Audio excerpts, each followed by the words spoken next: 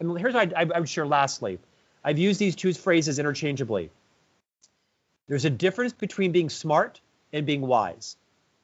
All wise people are smart, but all smart people aren't wise. And I would ask yourself, how are you growing on your path to wisdom? And I think wisdom comes from listening and learning to other people who've been down.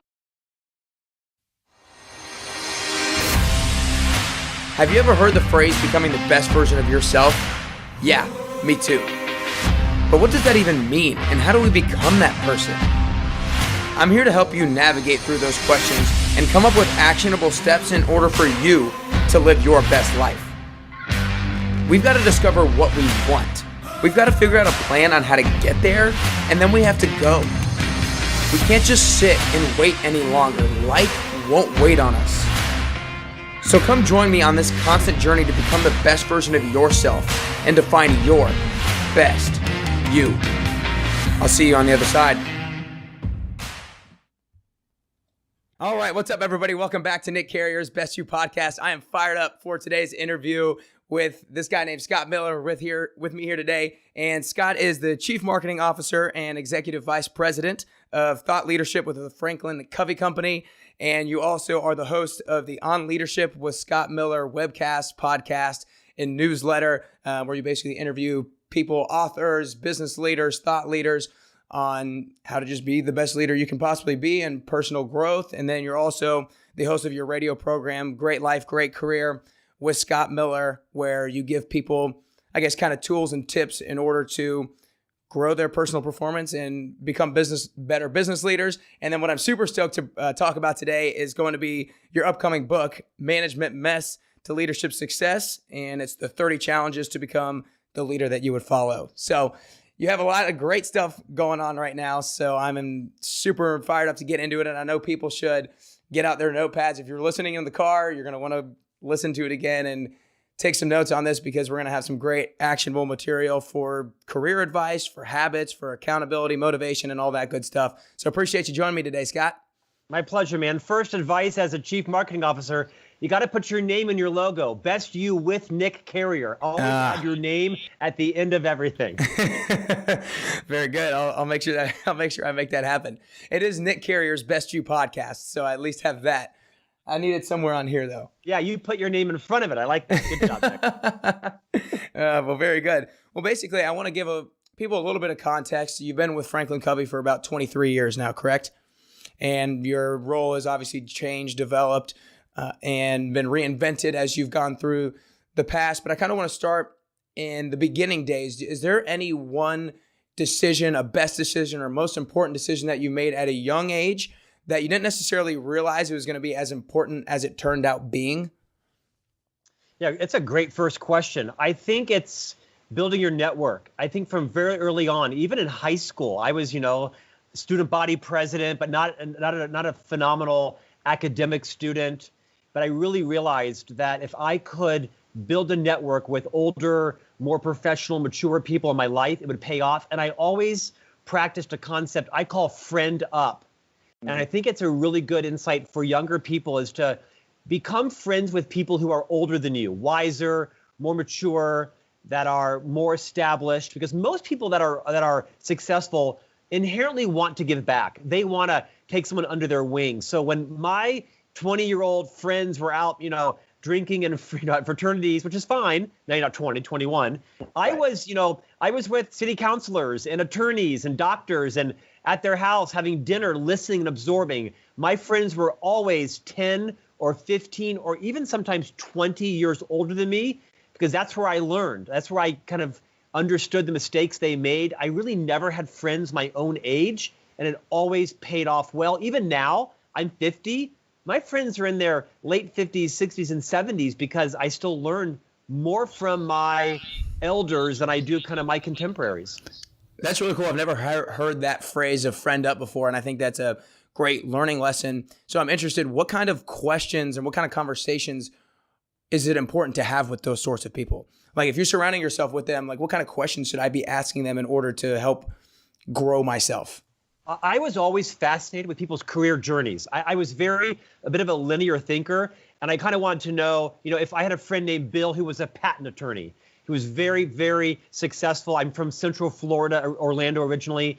And so I was always interested to know, what was your degree? What were your grades like? How did you get into law school? How did you choose patent law over real estate law or intellectual property? So I was very interested in understanding, and then what did you do? And then what was next? And then how did you do that? And what mistakes did you make?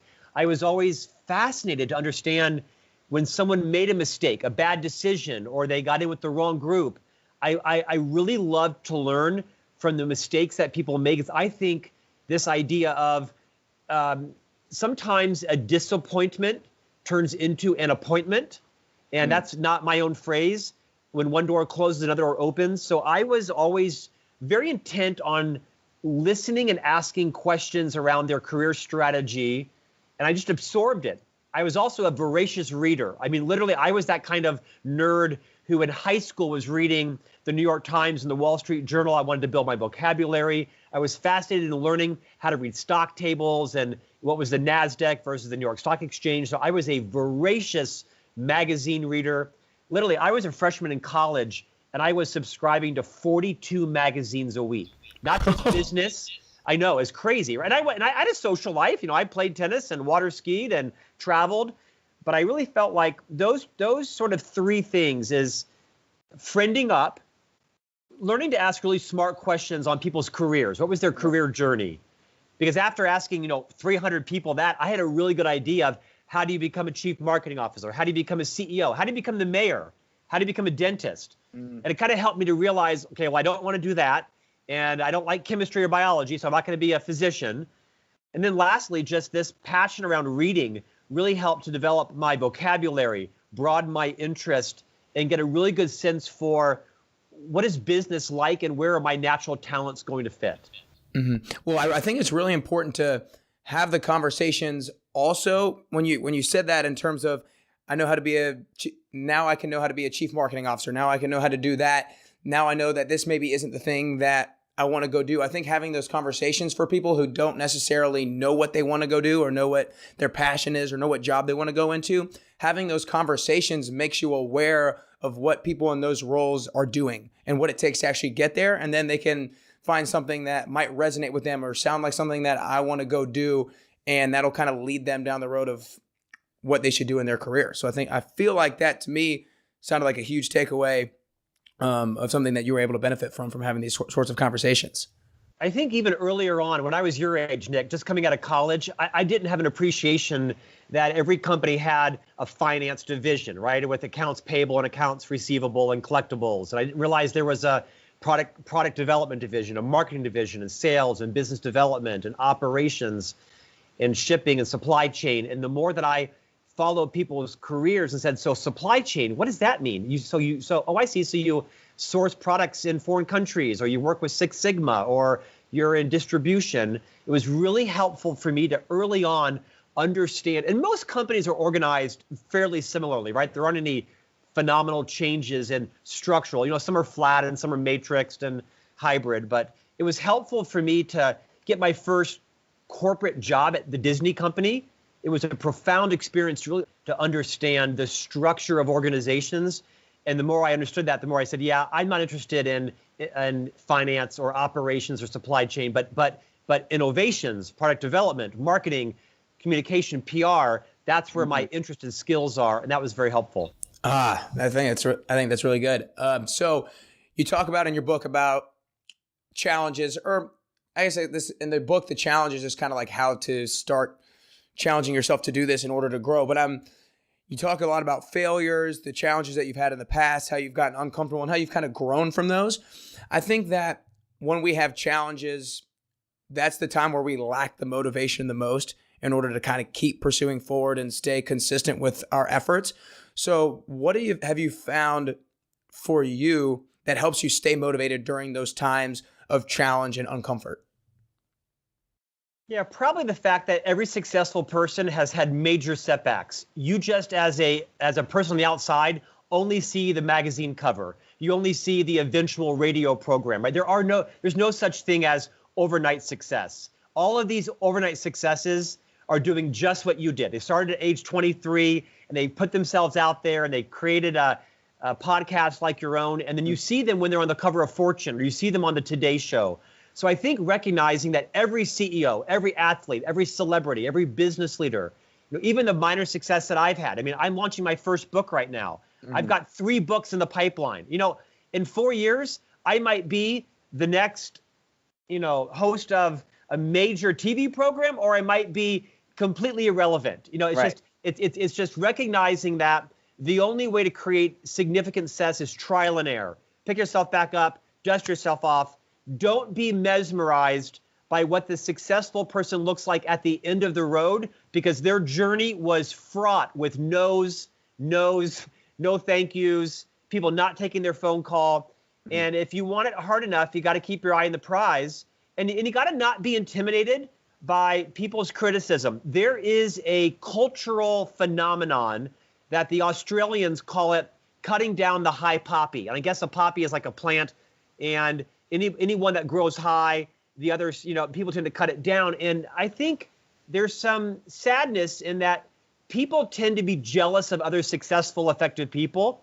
And you have to be fairly adept at taking the feedback that's helpful and internalizing it and disregarding what's not. I mean, the vitriol that's out there on my Facebook and LinkedIn pages, and I mean, it's amazing. People comment on my glasses and my hair, and I tape a video every day with an insight, and people will say to me, "Have you ever even had a leadership job?" Yeah, I've hired 200 people, and I've fired probably 50 people. And so you just got to have a good sense of self-confidence. You have to never let it impact your self-esteem. And you have to know that your self-worth is God-given. No one can impact your self-worth, and just keep plowing through. Right. How do people start actually taking action on kind of avoiding the outside noise? Because I feel like that is more and more prevalent nowadays in terms of getting outside criticism. Even outside praise sometimes can lift you up to a point where maybe it shouldn't, because the outside praise is just from your family or a close friend. So how do people start taking action on really evaluating the feedback, positive or negative, that they're getting from the outside world? It's a great insight and question. I think having your own board of advisors is, especially when you're young, if you friend it up like I've advised you to, you'll have some wise, educated people that you can trust. You trust them to tell you the truth, the good truth and the bad truth, and establish some feedback loops, not just with people who like you, because I think most people are well-intended, but they're fairly cowardly on their feedback. Oh yeah, Nick, it's amazing. Your backdrop is great. Your questions are perfect. It's amazing. Everything is great. Everything's okay. Everything's perfect. Yeah, it's not, right? And so pick a few people that you really trust, people from different backgrounds, different ages, different levels of success, and bring them into a circle. Ask them, hey, would you be on my personal board of advisors?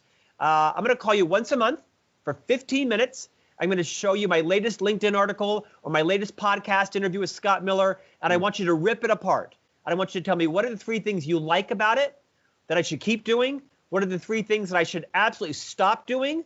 And what are the 3 things that I should improve on it with some small measures? So the more feedback you get, the more you will become wise and discerning on what is helpful and what's unhelpful. Because I'll tell you, a lot of feedback is about the other person giving it. It's their own narrative in their mind. It's, stories they were told about them. There's some jealousy in it. So I think just assembling a good group, not 50 people, 4 or 5, and maybe you cycle them in and cycle them out. And over time, you'll become a really discerning entrepreneur of what feedback to take and what to drop. Mm-hmm. I guess probably also the 4 or 5 people that you bring in, make sure that they've either done what you're trying to do in that area that you're trying to level up, or have a certain expertise. I'm not going to ask somebody, just like a good friend, to be honest with me about a podcast if they don't even listen to podcasts, or if they don't have their own podcast or that sort of thing. So bring somebody who has a good background in that sort of area of their life. Yeah, in different generations. I think surrounding, for the younger generation, people that are your age, I think surrounding yourself with people that are in their 20s and 30s and 40s and 50s is enormously valuable, because they have networks. And I mean, Nick, you would be a fool not to ask me offline to introduce you to 10 other people I've interviewed, right? Right. I mean, that'd be insane not to do that. And of course, I'd like to help you because you were on time today. You helped me, get my Skype account, organized. You prepped me ahead of time. You were class act. So why would I not want to help you? Well, I appreciate you saying that. Well, next question is, again, kind of going to be targeted towards 23, 24, 25-year-old who's starting their career. Let's say they have 2 minutes to sit down with you, or they see you out at a coffee shop and they're like, Scott, I want to start moving up in my career. I want to get a promotion. I want to get a raise. What are 3 things that I could do right now to increase the likelihood of that happening? Yeah, I've got them right now. The first is your reputation. Your reputation is your most valuable asset. And think of your reputation as the collective group of all the choices you make in life. Because, as Dr. Covey, who's my hero and the author of the famed book, The 7 Habits of Highly Effective People, said, there are 3 constants in life: principles, change, and choice. And you really can't control principles. They govern human behavior, and you can't change. It's going to come to you. But what you can control are your choices in life. You can't control the consequences, but you choose to make all your own decisions. So be very thoughtful, because the collection of your decisions becomes your reputation online, in business, in your personal life. And just be uber thoughtful about your decisions. The next is deliver on your promises. Don't overcommit.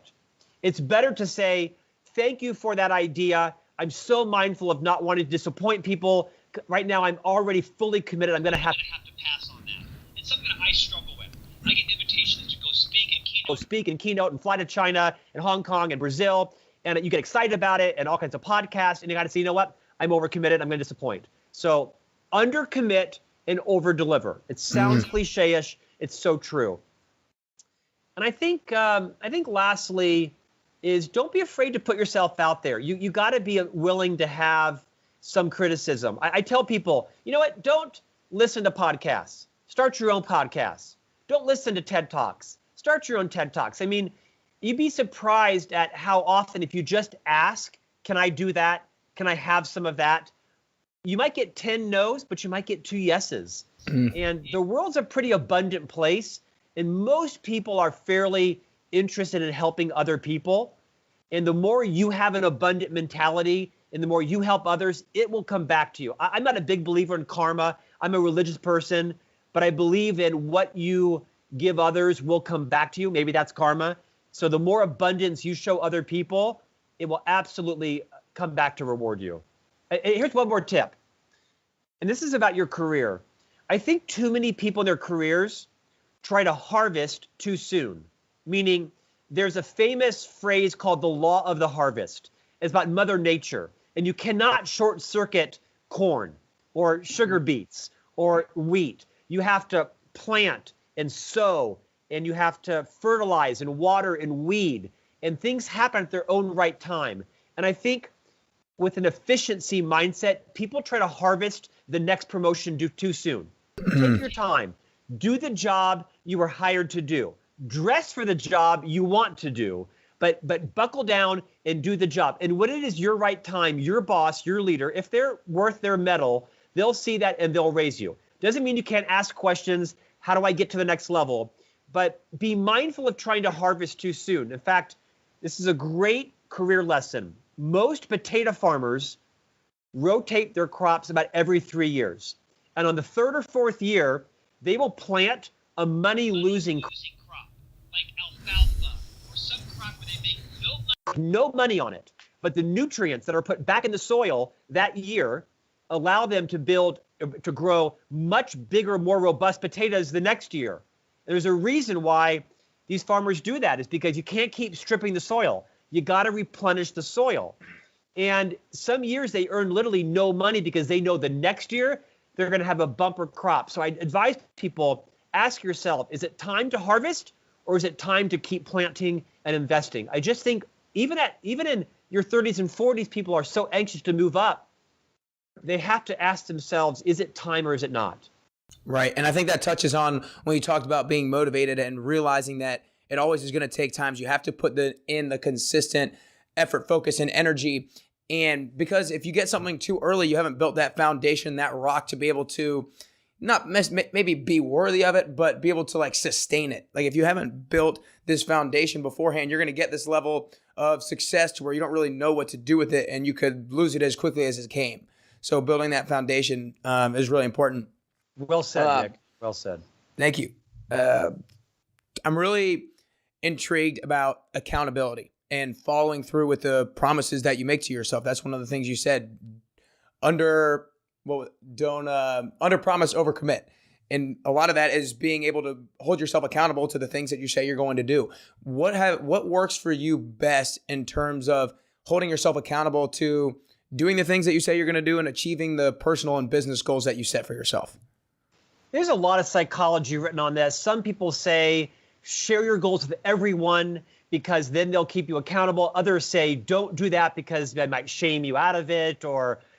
So I think different people have different processes. I like this idea of kind of one foot in front of the other, is make a goal to yourself, be disciplined, be accountable, stay focused on it, accomplish that, and then move on. I think there is the propensity to be overwhelmed with too many commitments. I have found I'm most accountable to myself when I list out all my goals and I go and I nail one.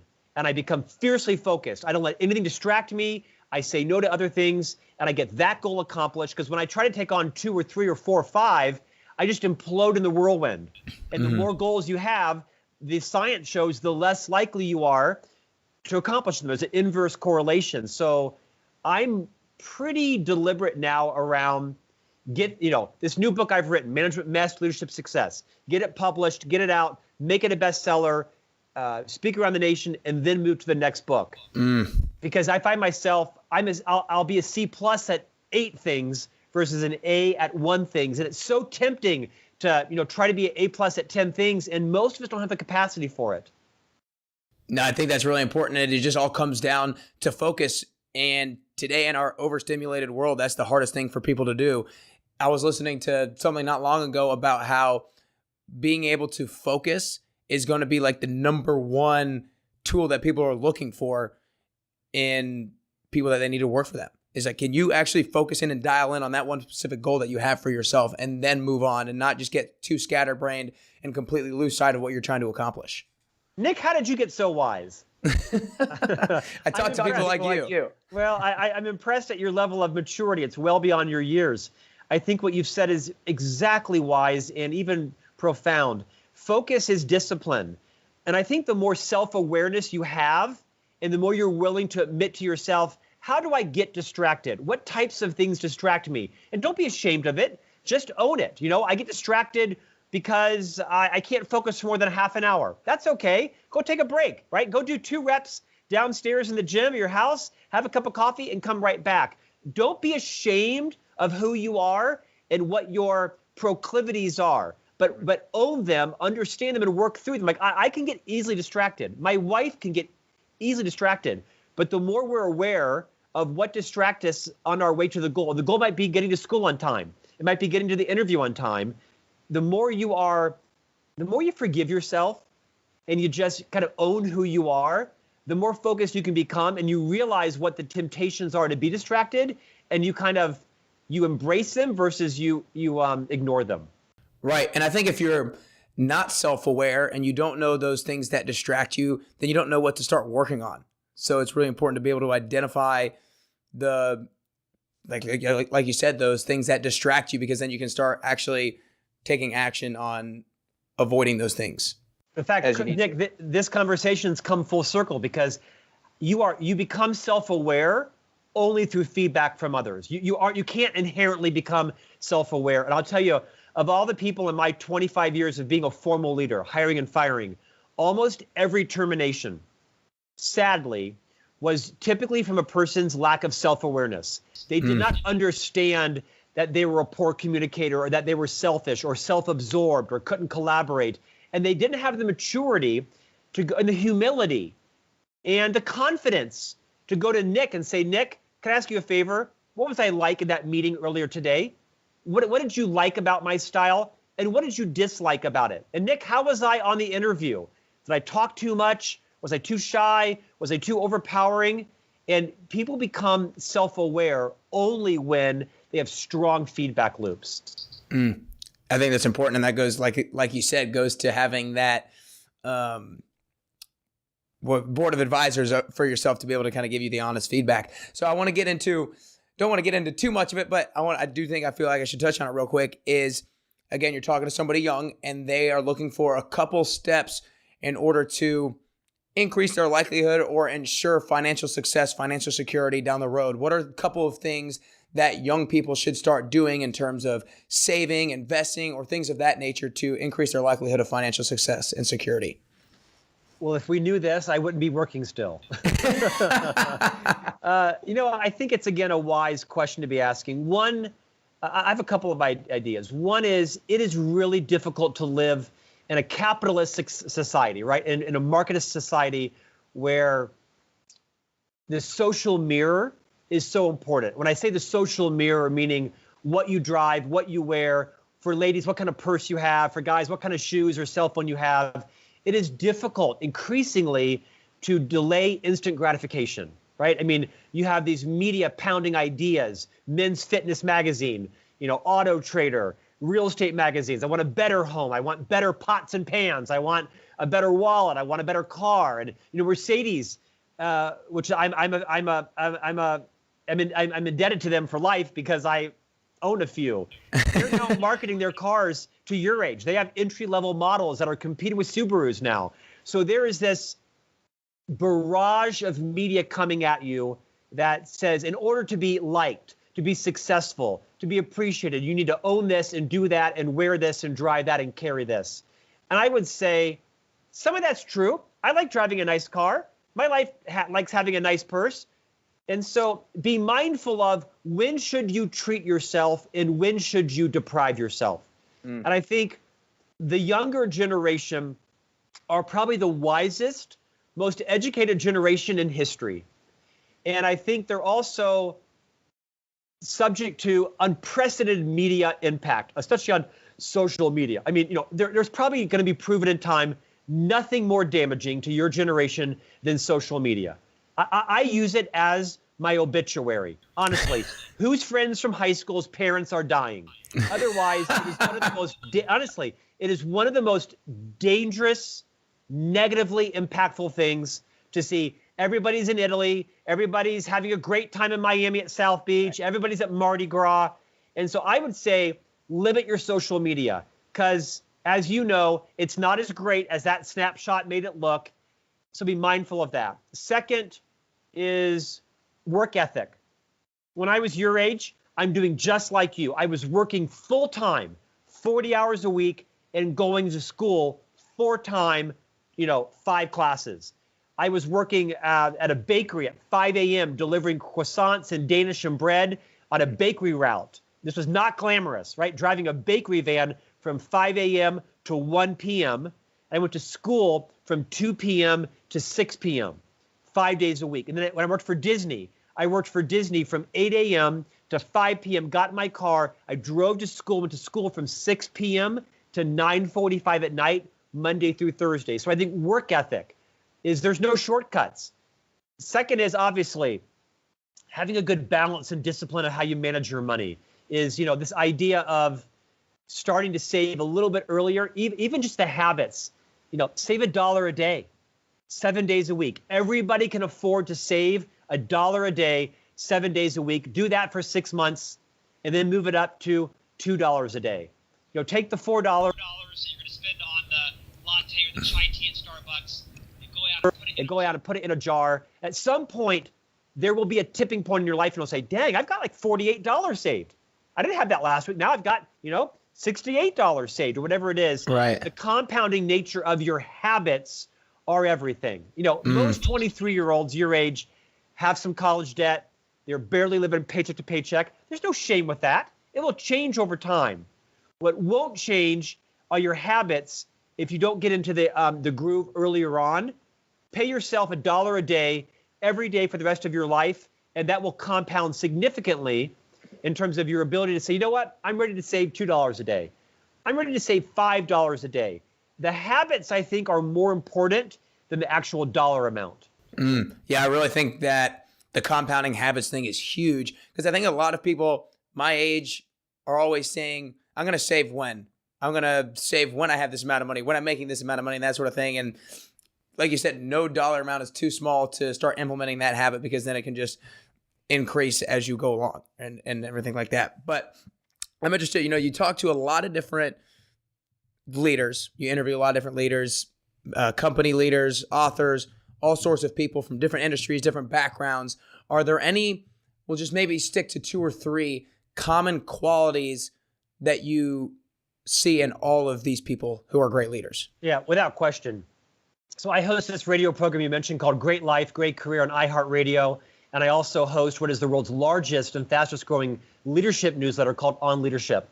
And I've been privileged. I've interviewed 4-star generals. I mean, General Stanley McChrystal was an amazing experience. And Doris Kearns Goodwin won the Pulitzer Prize. Seth Godin, right, the famed marketing mind. The guy is the smartest human being I've ever met in my life, tied with Clayton Christensen, who is the Harvard business professor who really brought this whole jobs theory concept to life. I've interviewed the editor of the Harvard Business Review, Karen Dillon. They all say the same thing. Character counts. Politics aside, I think there is a devolving of the value of respect and character for people. And I don't want to get into my opinions on who's holding the highest office, but I think there is sadness in this vitriol of calling people by negative names and lying and cheating and outright just distorting the truth. Character counts more important than everything. The words you use, how you treat people, do you lie or tell the truth? Do you admit your mistakes? Are you humble? Character counts. And character basically is your values. Are you trustworthy? And that's only determined by how people feel about you. Can you be trusted? Do you do what you say you're going to do? Do you follow through on your promises? Do you admit your mistakes? Are you humble? Do you lie? Do you cheat? Do you steal? So character is the number one thing. Everyone talks about it. Second, I think, and a far second, is curiosity. Every CEO will say they hire on an insatiable curiosity. Do you listen well, or are you just constantly kind of blathering on at the mouth? Some of the wisest people I know, I'm not one of them, are great listeners. And they have an insatiable curiosity. They ask smart questions. They think about them. And so once you think you know it all, you're toast. I think the third is humility. Because contrary to most people's opinions, and I've learned this through my interviews, humility is born out of confidence. You can be a very confident person and not be an arrogant person. And it's the wise person who knows the difference. So I would say to your generation, and I have 3 boys, right? And they're coming up, they're younger than you, but they're coming up onto your age not so long from now, is read. I just think too much of our society are just listening and watching. You got to read. You don't increase your vocabulary by listening only and watching. Read the newspaper. In print or digital, I don't care.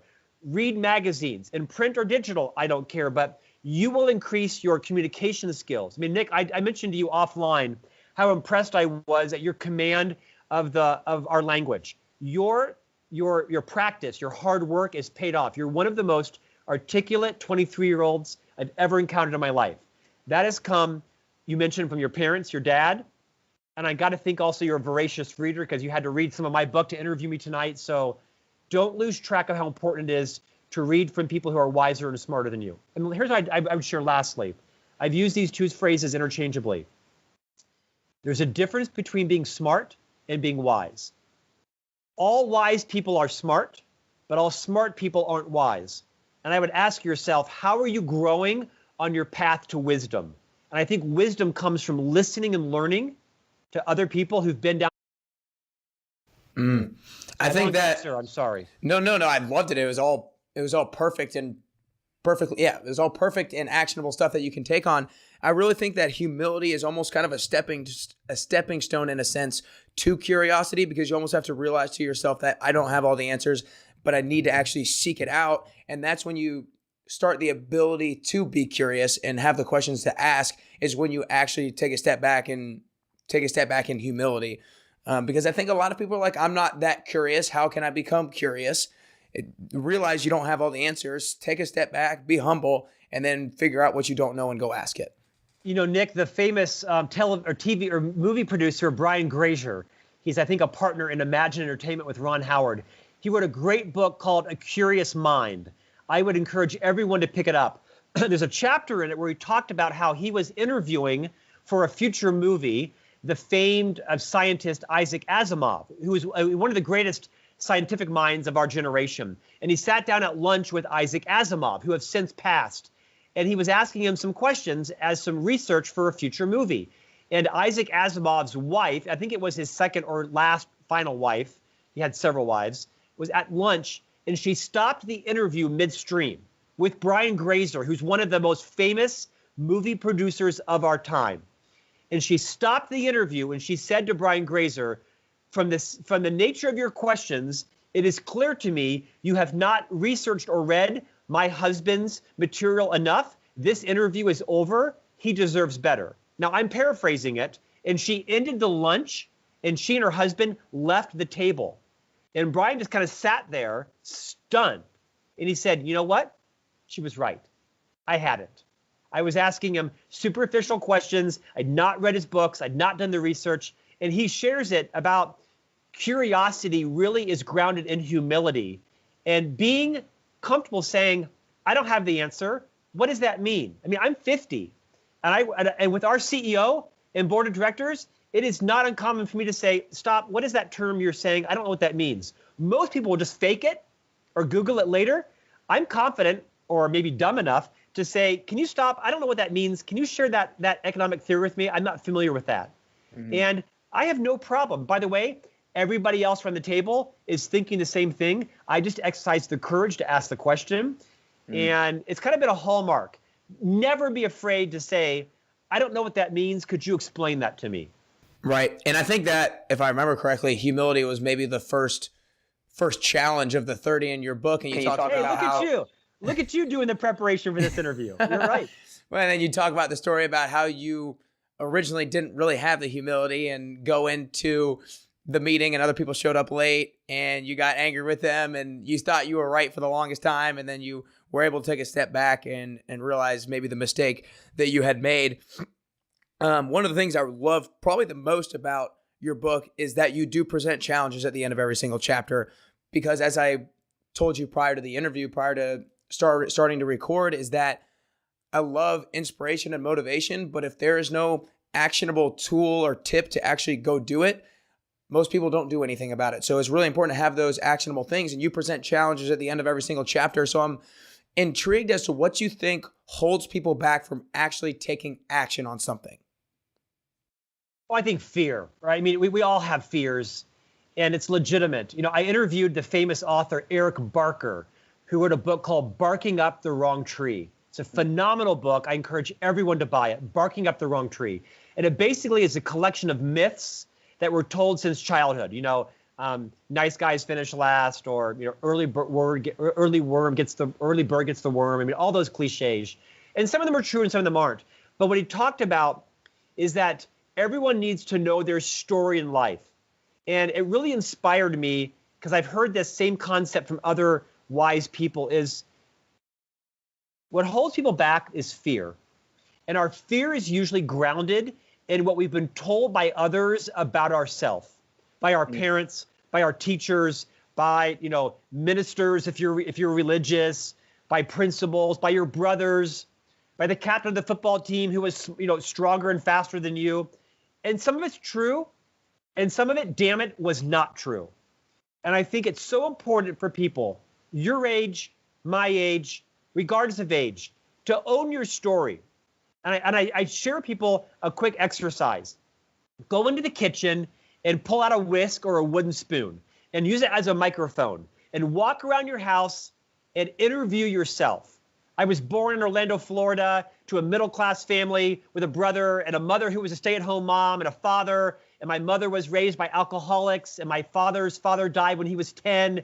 And his brother got polio. And his mother favored. I mean, just go through your raw story and share with yourself what your struggles have been. And what are you confident about? And what are you fearful of? And then ask yourself, was that true? Is that true? Does that need to be true? You know, because my 6th grade English teacher told me I wasn't smart. Is that true? Damn it. And so leave the baggage and decide, you know what? It's not true anymore. I'm going to change that. So I think it's a long answer, but I think it's so important for people to own your story, own your journey, own your fears, and then say, is that true anymore? Could I tomorrow make that not true because someone told that about me 15 years ago and I've come to believe that? So I think most fears are irrational. Now, I hate snakes. I hate alligators. I hate sharks. They're Right. fairly rational fears. But I have other fears. I had to say, you know what? Why can't I be a radio host? Why can't I own my own podcast? Why can't I write a best-selling book? Why can't I open up my own company? So long story to say, confront your fears, and there are rational fears, right? I don't skydive, I don't bungee jump, I don't use drugs. But know your story, own your journey, and ask yourself, is this true about me, and is it not? And whether it is or it isn't, how do I change it? I really like that you said, like, walk around and actually speak it out loud to yourself. Yeah. Because a lot of times you don't know necessarily the fears that you have, and you don't know whether to identify whether or not it's rational or not until you kind of hear it yourself out loud. So I think that's really important. Let's see, what was I going to go? Okay. Obviously, I would have loved to watch every single podcast or every single webcast that you had done with everything. But one of the ones I did watch, and I was happy that I did, is one where you talked about reinventing yourself. And I think one of the most admirable qualities that I look up to in somebody is being able to intentionally and purposefully put themselves in uncomfortable situations because they know that there's opportunity on the other side to be able to grow a new skill set, learn something new or something of that nature. And I feel like, to me, that's what popped in my head when you talked about reinventing yourself and how you choose something maybe every 3 years to dive into in order to reinvent who you are and the skill sets that you have and the knowledge that you have. So I kind of want you to just talk about the importance of that idea of reinventing yourself. You know, Nick, as the older I've gotten, the less I care what people think about me. I care passionately, you know, what my creator thinks about me, what my wife thinks about me. I care less what most people think about me because I know who I am. Now, it wasn't always that way. And I think as you become older and wiser, people become more comfortable with who they are. I think that reinventing yourself is absolutely paramount to staying ahead of the curve, especially with your generation where technology, competition, a global economy, resources allows everybody to have a competitive advantage. So the less you care what people think about you, the more you'll be open to take risks and be open to feedback. Like I said, I don't read all the negative stuff online. I mean, imagine what's going to happen on Amazon when my book comes out, Management Myths to Leadership Success. It will be trashed. It'll be thrashed. People will question my ability to be a corporate officer. You know, I won't even listen to it. I know who I am. I'm already on to my next book. So care less what people think about you. Care more what you think about yourself and what your board of directors thinks about you. Mm-hmm. That doesn't mean that I don't care what the CEO thinks about me. I absolutely do. I have a lot of celebrity friends that have earned their fame, that have earned their influence. I care a lot what Seth Godin thinks about me. I care a lot what Dan Pink thinks about me. These are very wise, influential people. I'm very careful to always deliver on my promise, but I don't let fear and people's opinions of me by and large hold me back. So I'm just kind of on to the next thing. You know, the radio program may or may not be successful. I'm shooting a pilot for a TV program. That's a reality series that could take off huge. It might flop. You know what? On to the next thing. I passionately believe disappointment can lead to appointment, meaning an appointment with someone else, with something else. So as you're reinventing yourself, don't be afraid to fail. As I mentioned to you earlier, every person I've interviewed, they will tell you they have had hundreds of humiliating failures before they made it onto The Apprentice or before they had the #1 best-selling book. And so you got to set some goals for yourself and know kind of, where am I headed? What do I want? And I've always had a 20-year plan. Like, I knew when I was 18, I wanted to be the CEO of a company. I thought I wanted to run for Congress. And at 19, at 22, at 24, I had it plotted out how much money I wanted to earn, what the next title was, what that job was I needed to go get there. And I think too many people, to your generation too, don't turn off the TV, turn off the radio, and just think, where do I want to be 6 months from now, 1 year from now? And plot it out, write it out, put it on your wall and visualize it. And the odds that you'll make it come true are exponentially higher. Right. Well, that's a perfect transition into the next question. We're down to the last two. I always ask the same last two questions to every guest that comes on. And this first one is, you mentioned your future planning, but I'm going to start with throwing out the age question. So how old are you currently right now? I'm 50. I'll be 51 this year. Okay. Awesome. Very good. But I have a 4-year-old, so I'm actually young at heart. There you go. That's important. So inevitably 10 years down the road, you're going to be 60 years old, right? Almost 61. And so what I like to ask people is, what does that 60-year-old look like? What have you done? What have you currently accomplished? And what are you currently doing? So what does that 60-year-old Scott Miller look like? Yeah, I think I'd answer on two fronts, right? I got married later in life. I was 41 when I got married, and my wife is younger than I am, and we had 3 kids pretty quick, 3 boys in 5 years. So my values and my goals have changed slightly, because now my #1 role in life is father.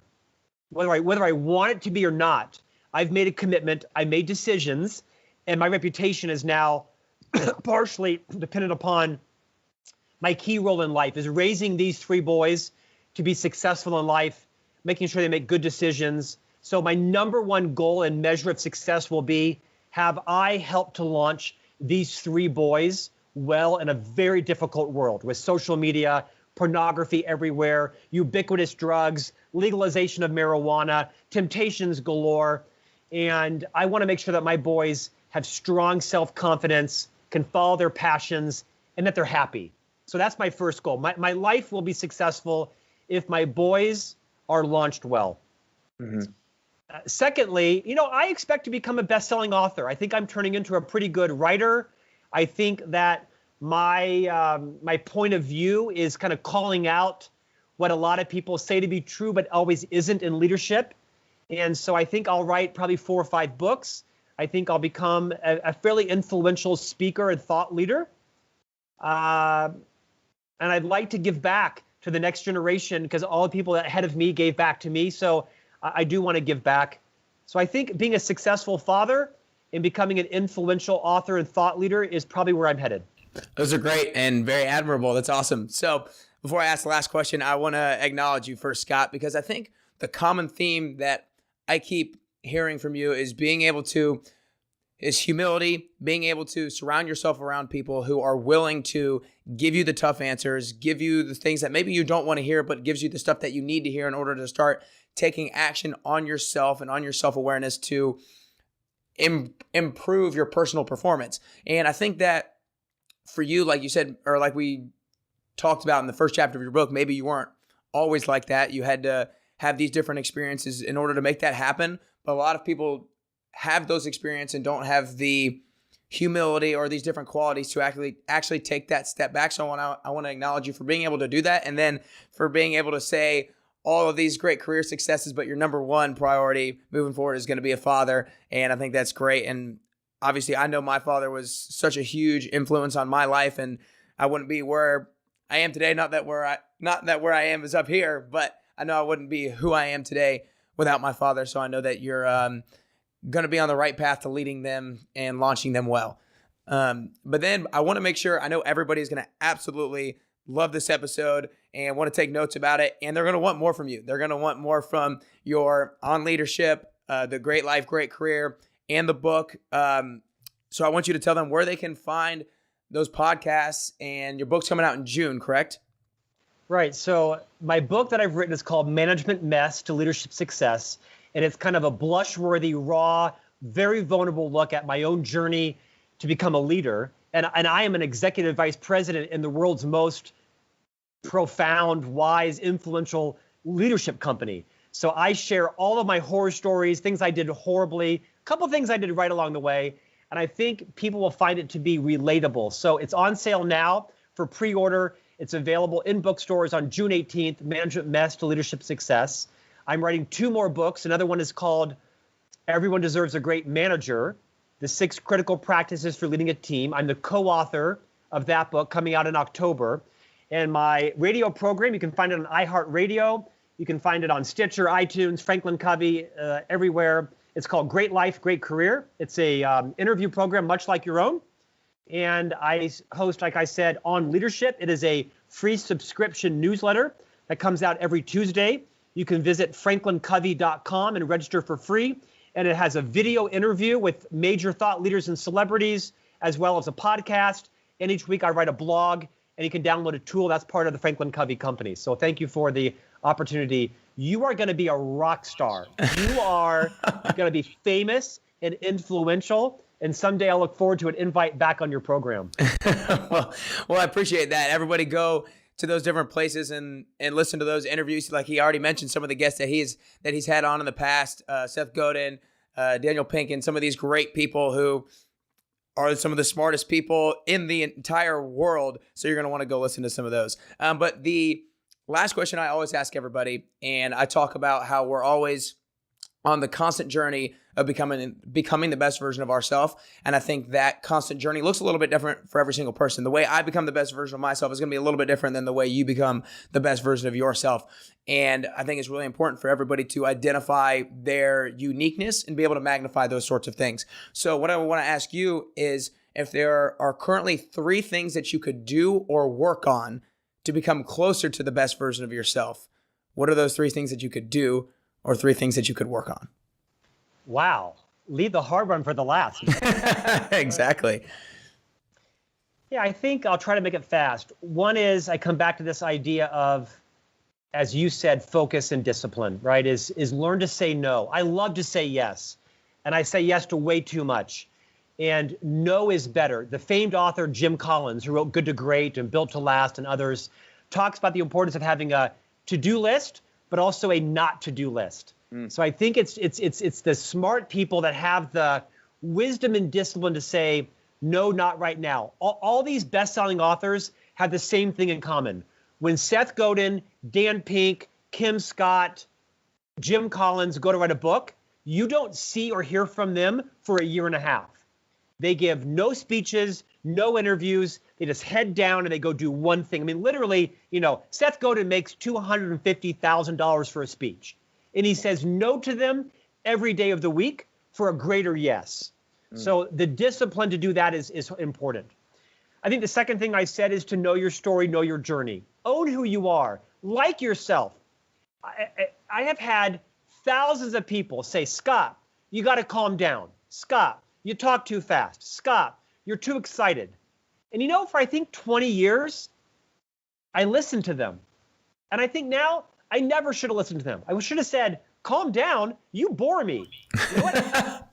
Talk faster. Why don't you think faster? Keep up with me. And I think for too long, I listened to people who maybe were jealous by me or didn't like me. I'm like, you know what? There's 7.5 billion people in the world. I'm going to go find someone who does like me. And I did that. And I married her. She's my best friend. So I think first is learn to say no to the good at the expense of yes to the great. Second, know your story, know your journey, know what is true about you and not true about you. And then third, like yourself, run with your strengths. You know what? I've learned to like me. I have high energy. I'm always like this at 10 p.m. and 5 a.m. Right. And I talk fast, and I think fast, and I move fast, and I walk fast. I do everything fast. And if you don't like me, follow somebody else. Read someone else's book. If you do like me, bring it on.